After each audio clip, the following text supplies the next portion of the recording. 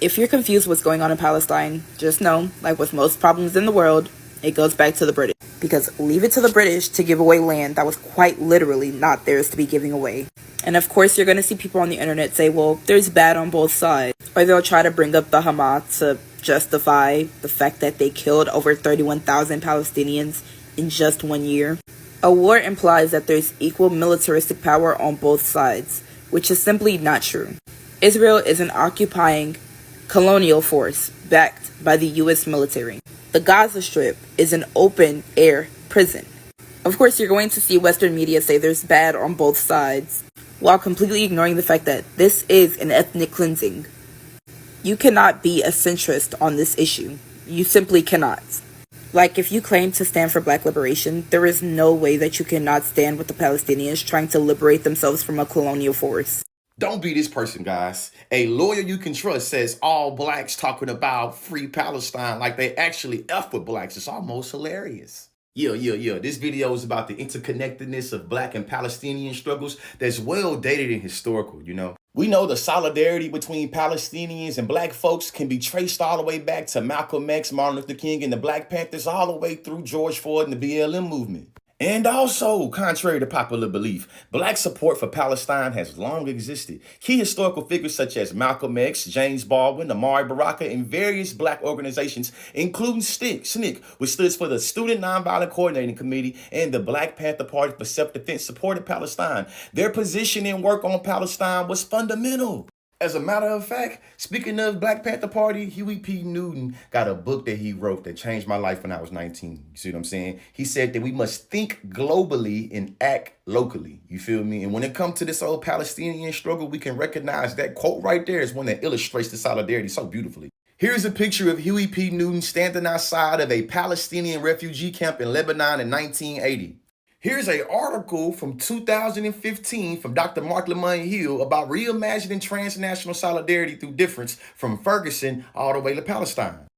Here is another picture of Palestinians standing in solidarity and praying, you feel me, with a picture of two individuals that's been slain by settler colonial violence, one being Palestinian and one being black. But that's not it though. Through his advocacy, Malcolm X linked black internationalism with the Palestinian cause, and this created a legacy of solidarity that created world influence black Palestinian revolutionaries to come. For the people in the back, a lot of the military funding and tools that's used to police both Palestinians and black folks come from the same entity, the American government. Lastly, it was very telling in this tweet that Palestine is capital, but the B in blacks is lowercase.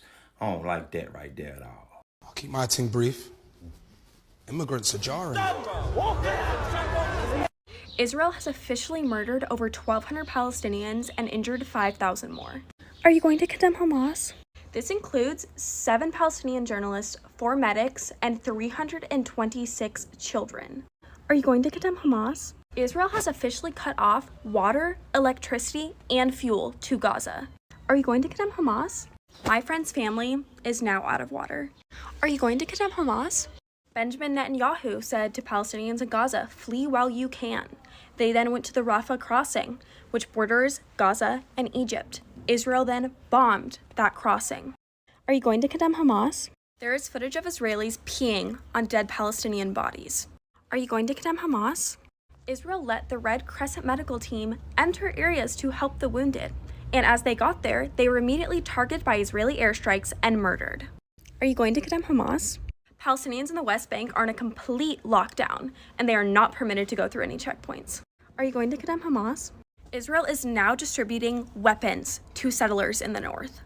Are you going to condemn Hamas? There's a huge wave of propaganda going on right now, like the supposed murder of 40 Israeli babies that was proven to be false, or the raping of Israeli women that was also proven to be false. Are you going to condemn Hamas? As people who are not living under occupation, I do not think that it's anyone's job to comment on how people who have been under a 75-year illegal occupation and a 16-year blockade are resisting. I used to watch conversation on the news about the Middle East and have no idea what was going on. They made it seem like the roots of these issues were ambiguous and unclear. The reality is that the root cause of what we see today is the continuation of Israeli illegal occupation of Palestinian land. The fact that the West Bank is still occupied after 56 years and becoming the longest occupation in modern history, an occupation that has transformed into a system of apartheid.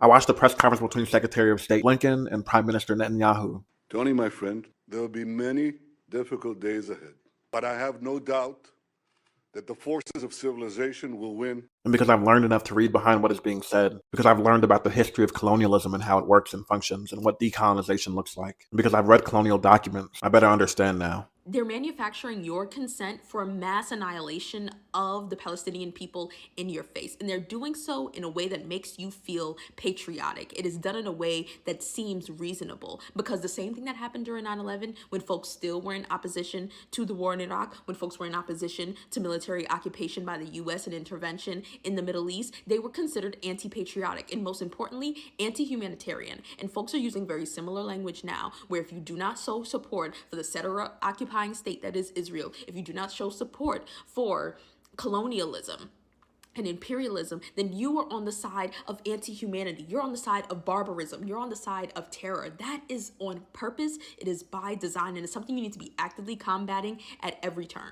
Either you are with us or you are with the terrorists. Either you're with us, either you love freedom and with nations which embrace freedom, or you're with the enemy. The United States has Israel's back. As the U.S. explicitly collaborated with the South African apartheid government, it supported and continues to support the Israeli occupation of Palestine, currently in the form of over $8.5 million a day in military aid. The occupation would not be possible without the collaboration of the U.S. government. I know for a fact that Western media wants you to think that because you support the liberation of Palestine and the Palestinian people, that if you support the Palestinians getting their land back, that if you condemn the Israeli nation-state settler colonialism, that means that you're anti-Jewish. Being anti-Zionist and being anti-Semitic are two very, very unrelated things. You can vehemently oppose Israel, Israeli government, Zionism, and not hate Jewish people, in case you didn't know. But Zionists have worked long and hard to intertwine the two, Judaism and Israel, because it works in their favor. I know this because I learned from Jewish people on this platform who are anti-Zionist. I know they want us to conflate Palestinians and Hamas. I know they're using the labeling of Hamas to continue the slaughter of Palestinian people. אנחנו מטילים מצור מוחלט על העיר עזה. אין חשמל. אין מזון, אין מים, אין דלק. הכל סגור. אנחנו נלחמים בחיות אדם ואנחנו נוהגים בהתאם. Millions of civilians now are being bombed, mosques being destroyed and leveled, families and children slaughtered, and this has been happening to them for nearly 60 years. But Prime Minister Netanyahu wants you to believe that they're the savages, and he wants to use colonial language to do so. And thank you to the American people for your incredible support for Israel. In our war against the barbarians of Hamas, Hamas has shown itself to be an enemy of civilization. We will exact a price that will be remembered by them and Israel's other enemies for decades to come. The savage attacks that Hamas perpetrated against innocent Israelis are mind-boggling. They are savages.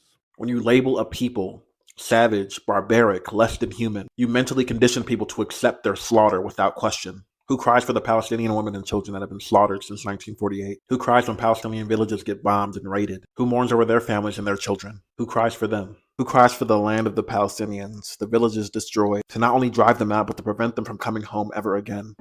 A lot of them lock their doors, put their key in their pocket, and then move to safer ground. When you leave the house and you take your key with you, it's because you're planning to go home. In the case of the Palestinians, those refugees weren't allowed to return. Refugees trying to return were often shot at.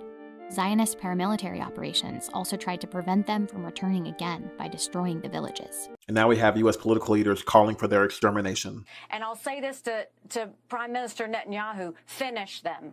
Finish them. Hamas did this. You know Iran's behind it. Finish them. We're in a religious war here. I am with Israel. Do whatever the hell you have to do to defend yourself. Level the place. Hold the nuance of this thing. The land, the homes of people were taken from them. This is exactly what happened to the indigenous in the Americas. The place that I call home now once belonged to the Potawatomi, among other indigenous American tribes. This is a repeated history. This is what colonialism looks like. And the supremacy of religious belief is at the root of it all. Free Palestine from the river to the sea. While we know that roughly 6,000 Israelis lost their lives in the violence of the Nakba, records for Palestinian deaths weren't kept. It's estimated to be around 15,000. By the end of the Nakba, roughly 750,000 Palestinians had been forcefully expelled, and more than 500 villages destroyed. Though the UN's partition plan allotted Israel 56% of the land, through the Nakba, Israel captured 78% of the land. It was everything except what's now known as the occupied West Bank and Gaza Strip. Today, that's up to at least 85% of the total area, turning 6 million Palestinians into refugees without a homeland. It's why, around the same time that Israelis are celebrating Independence Day, Palestinians are out protesting on May 15th, holding up keys as a symbol of the homes they lost and the hope to return. For them, the Nakba isn't just a moment in history. It's a catastrophe that never really ended. I'm a dream about it, you know. We lived a good life till 1948 when we were displaced. You're a fucking Fed. I know it. I know that you're a Fed. I know to my core that you're a federal agent. So we know Palestinian people were able to give Black people tips on how to combat police force during Black Lives Matter, right? But have you ever considered why that might be the case? Did you know that thousands of U.S. police and law enforcement are trained by Israeli officials? Either in Israel or they come over here to train them on our land? Sit with that. Sit with that for 1 second. Thousands of U.S. law enforcement officials, a policing system known for brutalizing Black and brown people that has roots in the KKK, trained by Israeli forces, Israeli police that have been cited multiple times for their excessive use and torture, even against children, against peaceful protesting, their excessive surveillance. What does that tell you? Please think about it. Turn it on. What does that tell you? One of the biggest social movements in this century, Black Lives Matter, about a policing system in a white supremacist, Western imperialistic country known for unjustly killing and disenfranchising Black people, an oppressed group in said country, being trained by forces over here that are currently disenfranchising an entire group of people, right? Murdering them, sexually assaulting them, cutting off supplies, food, electricity. Not only the people that they're occupying and oppressing, dealing with violence, no, the citizens of that country where those forces exist, right? The Israeli forces, also now dealing with violence. And because of their actions, right, Zionistic actions, you've got a group of people that have historically been marginalized, Jewish people, that being conflated with that. And that's harming them now. And then going back 70 plus years, the way that the state of Israel was even created was due to Western imperialistic forces butting their way in, drafting agreements for groups that neither of them were part of because they occupied that land during a world war. And then on top of all this, if you say you don't stand with this, you don't stand with Israel, you don't stand with occupation, you are at risk for losing your job, security, safety. Are you seeing the through line of white supremacist, Western imperialistic influence? Are you connecting the dots? Are you seeing where the power imbalance lies? And if you are seeing it, what does this tell you?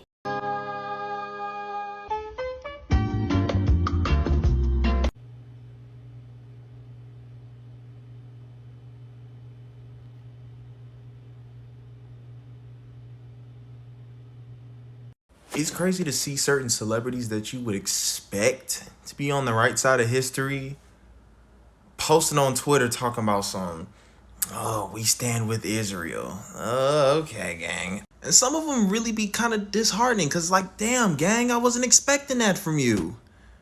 Wow. But I know who not gonna switch up though. Jesus is the one. Hell yeah, praise Jesus Christ, nigga, free Palestine, free TK. Everything that we do is untraceable. Thinking gangster, that nigga's erasable. This bitch listening to too much Beyonce. She really thinks Never again do I want to hear some spineless, cowardly, moo-moo liberal ever talk to me again about voting for a Democrat. Never. And when y'all's hero loses in the election, do not fucking say a word to me. Joe Biden is using my taxpayer dollars to openly bankroll a genocide. That's what he's doing.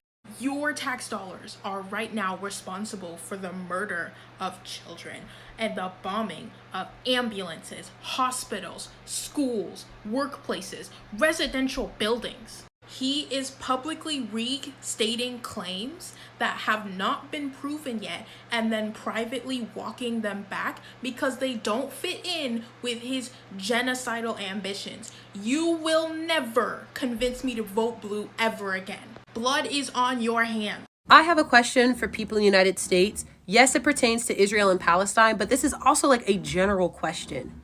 Are y'all not skeptical when our government agrees on something on both sides? And if not, why? And I'm not talking about the obvious condemnment of like brutality and loss of human life, because A, if you're a politician, you're supposed to do that. If you do otherwise, it's pretty bad for your campaign. But B, almost any common sense person would feel so, as long as they have like a beating heart. It's why it's so frustrating when people are like, so you don't condemn Hamas? Of course we do. Stop asking that. But if both sides of the aisle generally support one other country or even one other concept or ideology, I'm nervous. Because not only is this the most self-serving country I can think of off the dome, but they can't agree on anything that actually helps people almost ever. They don't agree on gun control, which would keep actual children alive and safe at school. They don't agree on free and reduced lunch. They don't agree on how to address the opioid crisis. They don't agree on forgiving student loans, which would help thousands of people who went to school. They don't agree on how to tackle inflation, which is crushing us all out of house and home. They don't agree on how to keep the lights on in their own job. They can't even define as a unit what treason looks like when it quite literally knocks on their door. But suddenly, not suddenly, consistently, they've all agreed that this is the right thing we should all be supporting, no matter how complicated or nuanced it is. This doesn't trigger any alarm bells in our heads as people who are trapped in the consequences of their actions trying to survive this modern day hellscape every single day. All of a sudden, they agree on something and we're just like, yeah, seems right. That don't smell weird to y'all? Not a little fishy? And I'm not saying they can't do anything right. I'm just saying basic human kindness and decency isn't in like the collective wheelhouse. So I'm always skeptical. Are we not? If you stand with Israel, knowing the history of how they became to be an occupying colonial force in Palestine, I'm just gonna assume you would have been one of the people Harriet would have left behind. It's giving William O'Neill and the Black Panthers. Like another creator said, it's giving you would have stood with France during the Haitian Revolution. Because there is no way you can look at this graph and see the death toll on the Palestinians and still stand with Israel. Like, there is no way y'all could really support a country displacing thousands of people, having an open air prison, and then persecuting the people for trying to liberate themselves from said prison.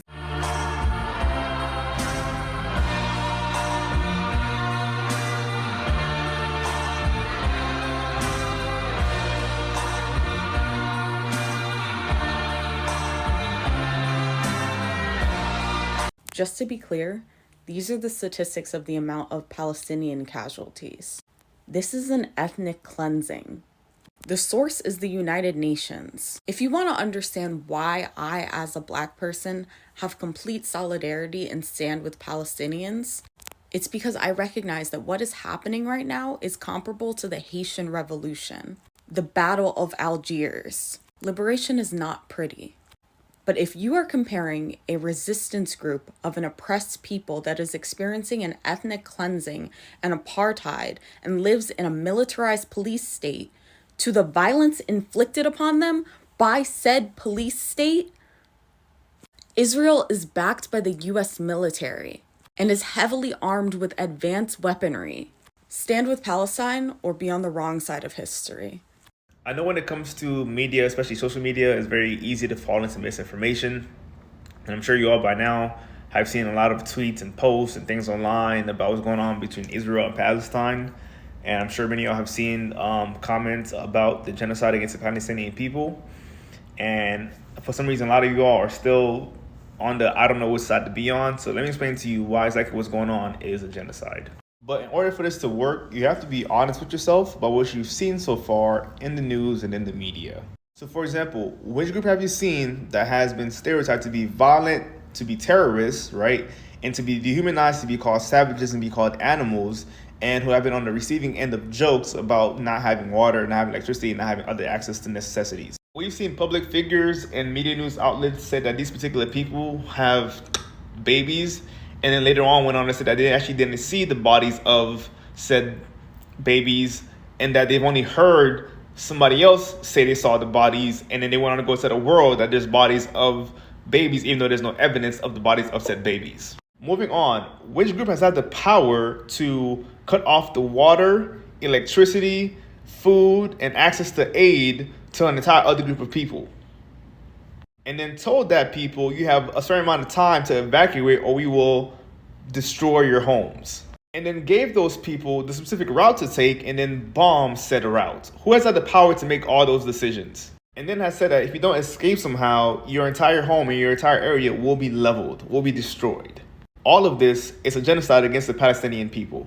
Also, what's going on in the media is what's known as the Darvo effect, which is something that abusers use to maintain power and control over survivors of abuse. It takes the focus off of the perpetrator and onto the survivor, and it's an attempt to switch the role of victim and perpetrator to allow the actual offender to receive sympathy and compassion publicly and privately, as well as to avoid consequences for their actions. So the Israel government has been denying the occupation and oppression of the Palestinian people for over 60 years now, and on to attack the credibility of the Palestinian people for responding to said occupation and said oppression, and have been receiving full support from the U.S. and other nations, and have painted themselves to be the victims and the Palestinian people to be the oppressors when we know that's not the case. These tactics are not new. They've been around for generations now. We just have to get better at recognizing them. Quickly, I'm just going to say this about Palestine. I don't need to have an opinion on Palestine. It's not a matter of opinion. There is an apartheid government occupying the land that is Palestine that belongs to Palestinians. It's not a matter of opinion. That's not a matter of opinion. We side with our great friend and ally Israel as it fights against Islamic terrorism. Make no mistake, this is a holy war, and our ultimate goal is to destroy all of Israel. And there's only one person to blame for all of this. Yes, Joe Biden, and the $6 billion he gave to Iran. President Trump would have turned Gaza into a parking lot. You think Israel's getting jealous of the Ukraine blank checks and want to raise on their allowance? Bibi must have sent a text to the mosque saying that they have a 1 hour open to attack and they'll get a 10% kickback. All jokes aside, business owners must address the elephant in the room. If JPM is correct and oil reaches $150 per barrel, inflation in general will take a hit. There are currently too many strikes in this country, and with so many minds racing, this could lead to higher wages. The Gaza does not qualify as an open air prison. Have you checked the map? It shares a border with Egypt. They can let people out, let people in, offer them aid, jobs, education, and healthcare. Where's the fury directed at Egypt? Egypt and Jordan get the same amount of aid as Israel, and are culturally, ethnically, and religiously more similar to Palestinians. Why is anybody not calling them out? Please keep in mind that the Israeli-Palestinian conflict is very complex, very controversial, and most importantly, deeply unfair. Because we're all blocking from the safety of our homes, it is our job to remain silent, educate ourselves, remain silent, support Israel, and continue to remain silent. Repeat after me. Citizens are the ones who suffer the most. I oppose terrorism and the death of innocent settlers. Associating Palestinians with Hamas is not only futile, but the exact narrative that the Israeli far-right have been peddling for decades. Netanyahu and his henchmen have done nothing but degrade the Palestinian population within their borders, making life more difficult for them, subjecting them to relentless humiliation, abuse, and intimidation, and erecting new townships where Palestinian land once stood. And America does nothing but wring our hands and issue rebukes. Do I want America to cut off Israel? No. Do I want America to be focused on resolving this mess once and for all? You betcha. Do I believe that will happen? Not at all. Did anybody else catch Kylie Jenner delete her post supporting Israel? Bella Hadid must have reminded her that Israel supports Azerbaijan's atrocities against Armenia. Culture aside, assuming that Palestinians don't know they're going to face retaliation after this is extremely patronizing, and directly predicts the massive bloodletting of Palestinians in the future. What has been threatened to them has already been done. More bombs in the Gaza, that's already happened. Cut off the infrastructure, that's already happened. The disappearance of children, the average age of a Palestinian is 25. The notion that Israel will no longer be constrained is absurd because they never were to begin with. I pray that not too many Palestinian lives are lost defending their right to exist. The rest, I don't have the energy for. Palestinians do not flee the land the moment a bullet whizzes by, yet settlers always seem to have a backup plan, an air-conditioned retreat back to the imperial core. That's all you really need to know about who really owns the land. Israel colonialism, like all colonialism, will inevitably result in the resistance from the oppressed. Therefore, we recognize that the onus is on Israel, not Palestinians, to resolve the conflict that resulted in countless Palestinian lives and the inevitable deaths of Israeli citizens. The average age of a Palestinian is 25. Therefore, Israel has been engaged in an ethnic cleansing with children for the past decade. Do they not have a right to fight for their future? Regardless of what happens in the coming days and weeks, history stands on the side of the oppressed. And I know one day they will be free, from the river to the sea. The United States will be and always has been an oppressive state of colonial power, a beacon of colonization. And so because of that, they will always throw themselves in support behind other oppressive states of colonial power. Just look at what the United States has done within its own borders to its own communities, indigenous communities, black communities, Muslim and Muslim American communities in the wake of 9/11, Asian and Asian American communities in the wake of Pearl Harbor. So it doesn't shock me that they threw themselves in support behind Israel so fast that institutions, sports teams, celebrities, and politicians alike are willing to run through walls for the state of Israel, the same state of Israel in which its military just told the UN that they have 24 hours to evacuate 1.1 million people from the northern half of Gaza. The United States will always push itself further and further and further onto the wrong side of history. Another one, thank you. Another one, thank you. The United States government has successfully created the docile citizens that they need to commit war crimes. The American government doesn't care if we post on social media or not. They care if we're in the streets. They care if we're going to work. What we should be doing is a tax strike. What we should be doing is a buy strike. Like, we should literally stop spending money. That's what the American government cares about. We've turned activism into posting on social media at no loss to our bodies, to our financial ability, to our anything. We just think if we just post on social media, that will be the activism that I need today to feel like a good person.